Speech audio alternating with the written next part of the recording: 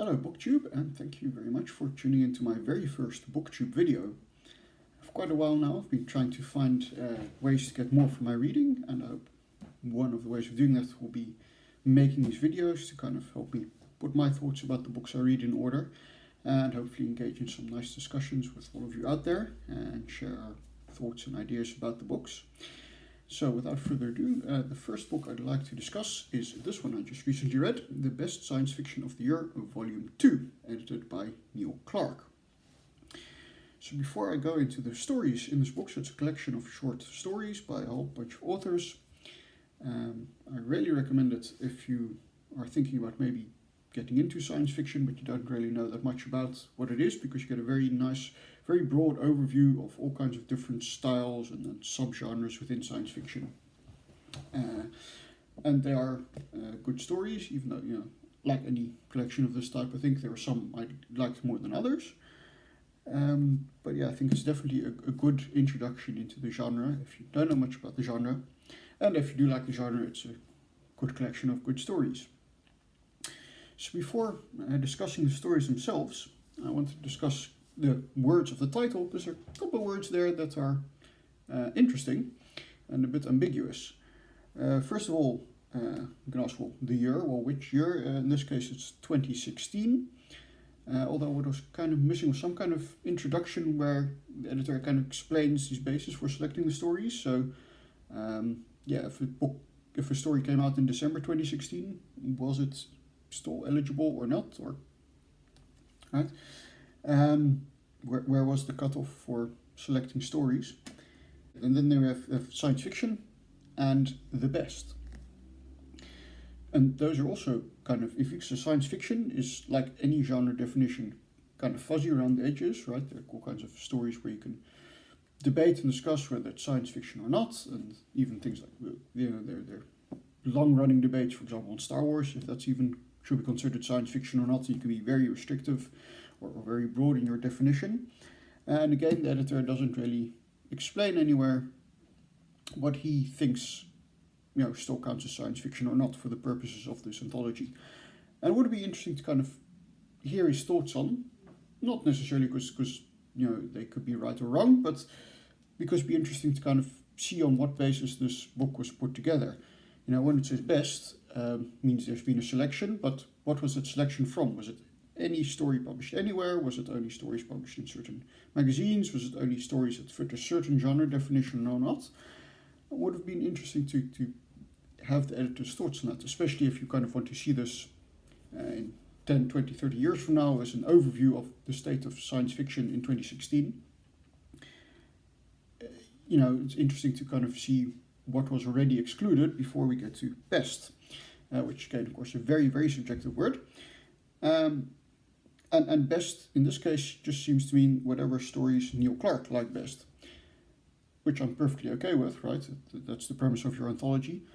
But I think it's, I don't believe in having some kind of objective scoring system that a computer could give points to a story and based on that select the stories. But it would have been nice to kind of have somewhere a short overview by Clarke why this story, in his opinion, was one of the best, right? Why these stories and why not some other ones?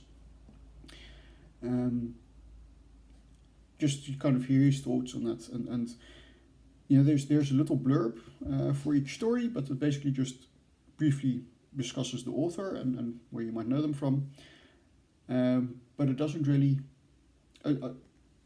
explain why the story was selected. And even if you say, well, maybe it's spoilery or that, you could put it at the back. But it would have made a nice addition. Anyway, despite that, the stories themselves are very nice. I don't read that much short science fiction outside of these anthologies, so I'm going to have to take Clarke's word for him that they were the best. But I guess he knows his stuff. So let's move on to the stories themselves. I'll try to keep this more or less non-spoilery, but I'm not going to promise anything about regard to that. So if you want to be certain you're not being spoiled, read the stories first. Otherwise, proceed at your own risk. So the book opens with the least science fiction-y story of the entire collection, I would almost say. The Visitor from Torred by Ian R. MacLeod. And apologies if I don't pronounce all these names correctly. So, The Visitor from Torred, like I said, is almost one of the least science fiction stories. Science does get involved. It hinges a bit on the many worlds interpretation of quantum mechanics and on gravitational wave observations. But it's not really about that at all. It's more of a literary fiction story, I would say, and it's very much about how you as a person define success in your life. What does it mean to be successful in your life? What goals do you want to achieve? When have you achieved them? And crucially, how do you react at some point if it turns out that you will never be able to achieve your goals, right? Take an example unconnected with the story. Let's say I always dreamed of being a professional basketball player. I'm 30 now. It's never going to happen, right? Fortunately, that wasn't ever my dream, but it was. But so at some point, with those kind of goals, there's a point where you can say, well, it's definitely not going to happen now. You can still become a famous novelist at 60 or 70, but professional sports is going to be out. And at that point, if that was really your all-encompassing goal, if that really was how you were defining success for yourself, how do you respond to that realization? Are you able to, find a new goal, switch your life around and pursue something else, or do you let it destroy you? And that is really, I think, the point of the Visitor from Torred. And then kind of uses science a bit to literalize that metaphor, to use a term I've seen bandied about for science fiction. And I guess in that way it arguably fits into science fiction, and I'm happy it was included in this anthology, but of all the stories I think it's the least science fiction-y. Then the second story is Extraction Request by Rich Larson, who actually gets two stories. We're going to see Rich Larson later in this anthology as well. Extraction Request kind of starts off as kind of a standard military sci-fi story. There's a bunch of space marines. They've crashed on an alien world in some kind of jungle, and things then go downhill from there. What gives this story a kind of fresh twist is that these aren't superhuman action hero space marines who are always ready with a witty one-liner and are completely unfazed and stay frosty all the time, but they are real people witnessing horrific events and going to pieces as a result. There's a lot more you can go into there, because like in Suicide Squad, their soldiers are kind of conscripted prisoners. They have chips in the head that can make their brain explode if they don't obey orders, etc.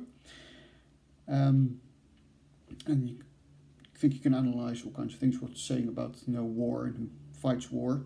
But the interesting thing to me is that I immediately in my brain connected this with the Vietnam War and made it kind of a Vietnam War story. And the interesting thing for me about that is that I've never read an actual Vietnam War story, right? So I was trying to figure out where this analogy came from. Because, I don't even know if there are, like literary, in literature, in print, if there are classic Vietnam War stories. There are quite a few movies about the Vietnam War that are considered classics, right? You have Apocalypse Now, you have Full Metal Jacket, Born on the 4th of July, a whole bunch of them. None of which I've also ever seen, maybe snippets of them, but nothing full. So, despite never having really consumed Vietnam War stories, I immediately connected this story with the Vietnam War. Maybe because it's set in a jungle and features drug abuse and soldiers who don't really know what they're fighting for and why they're there and just want to get the heck out.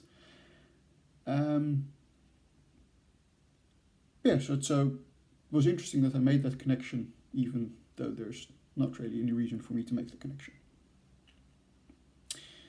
The third story is A Good Home by Karen Loachi. This is one of the top stories for me, amongst my favorites. And was a story about a disabled war veteran who adopts an android. And this android was used also in war and has developed a form of PTSD, or some android equivalent of PTSD. And so this veteran adopts android to kind of try and look after him. It's kind of a classic sci-fi theme, the relationship between a human and an artificial intelligence being, in this case the android. And what's interesting is that in a lot of those stories, we're going to see a couple more coming along, the relationship is based in part, the attraction of the human to the AI is based in part on some kind of superhuman quality of the AI, right?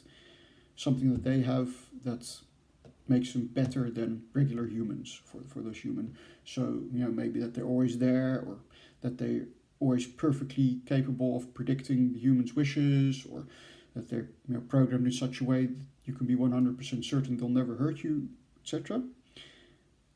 But in this case, the attraction is based on the fact that the AI is flawed, right? That the human veteran and this android share a connection in that they both have been traumatized, whether physically or mentally, by war. And it is that makes them closer together than the human feels to other humans. So it's kind of a very interesting flip on kind of the standard human AI connection, right? So it's not the fact that the AI is more perfect or better at something than other humans, but the very fact that it is damaged and flawed gives this flawed is maybe not the right term to use, because it's a bit iffy to say someone is flawed if they're traumatized by something that has happened to them that they didn't choose. But so this android is traumatized. It is not a perfect, untouchable artificial being. It is very human in its traumatizedness, and it is that forms the basis of the relationship between the human and the AI. And I think made a very interesting twist on the standard human AI love or relationship story, quote unquote.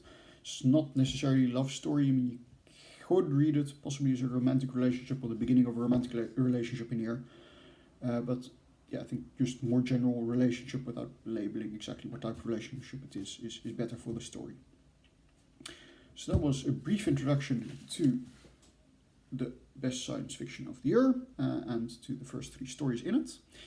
And I will continue with the next bunch of stories in the next video. Until then, thanks for watching and bye bye.